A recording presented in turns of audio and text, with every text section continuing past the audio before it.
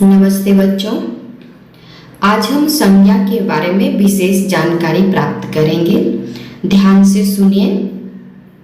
सबसे पहले संज्ञा किसे कहते हैं? संज्ञा किसी प्राणी, वस्तु, स्थान, गुण व भाव के नाम को बोध कराने वाले शब्द को संज्ञा कहते हैं। अगर आप में से कोई पूछे कि संज्ञा किसे कहते हैं तो आप यह भी बता सकते हैं कि संसार की जो भी रचनाएं हैं, जैसे प्राणी, गुण, धर्म, वस्तु, स्थान आदि, उनका कुछ न कुछ नाम दिया गया है। उन्हीं नामों से इनकी पहचान होती है और हिंदी व्याकरण में इन्हीं नामों को संज्ञा कहते हैं। जैसे प्राणी, दीपक घोड़े पर जा रहा है। दीपक और घोड़ा यहाँ संज्ञा है। गुण, किसान मेहनती होते हैं। मेहनती संज्ञा है। धर्म, भारत में सभी धर्मों, हिंदू, मुस्लिम, सिख, ईसाई के लोग रहते हैं।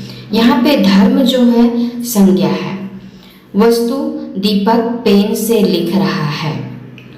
पेन, स्थान, ताजमहल आगरा में है, तो यहाँ पर आगरा भी संज्ञा है और ताजमहल भी।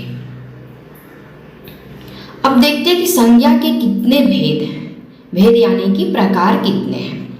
मुख्यतः 5 प्रकार हैं।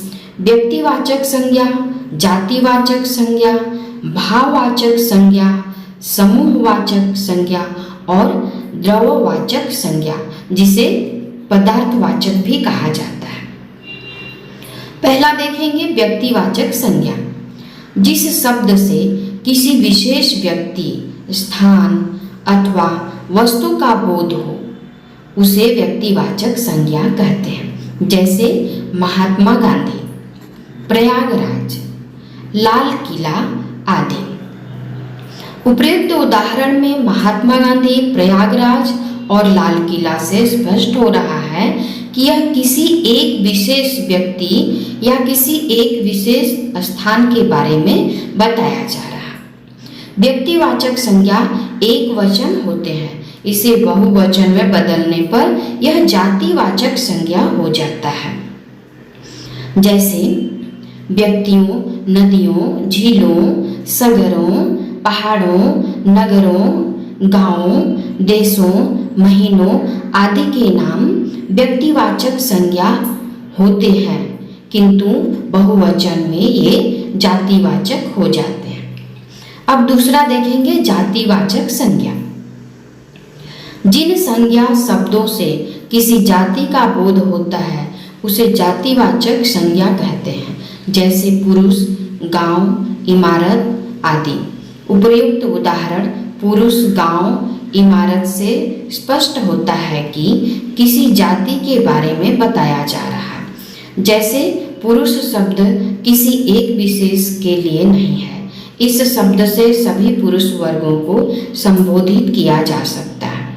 इसी तरह गांव शब्द का प्रयोग किसी विशेष गांव से नहीं है और इमारत शब्द से भी यह पता चलता है कि किसी एक विशेष इमारत की बात नहीं हो रही है। इसके अंदर कई इमारतें आ सकती हैं। तीसरा है भाववाचक संज्ञा। जिन संज्ञा शब्दों से किसी प्राणी अथवा पदार्थ के गुण, दोष या भाव का बोध हो उसे भाववाचक संज्ञा कहते हैं। जैसे बचपन, ईमानदार, हंसी, मोटापा, सुंदरता आदि। उपयुक्त उदाहरण में यह स्पष्ट दिखा रहा है कि इसमें किसी के गुण, दोष अथवा भाव को दिखाया गया है। याद करें, भाववाचक संज्ञा को छुआ या देखा नहीं जा सकता।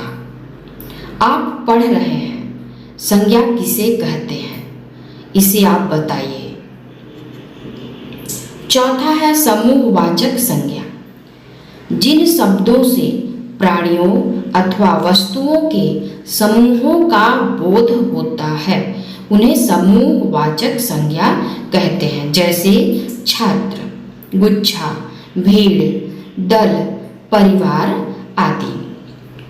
उपर्युक्त उदाहरण में समूहवाचक शब्द है जिन्हें किसी समूह को संबोधित करने में प्रयोग किया जाता है।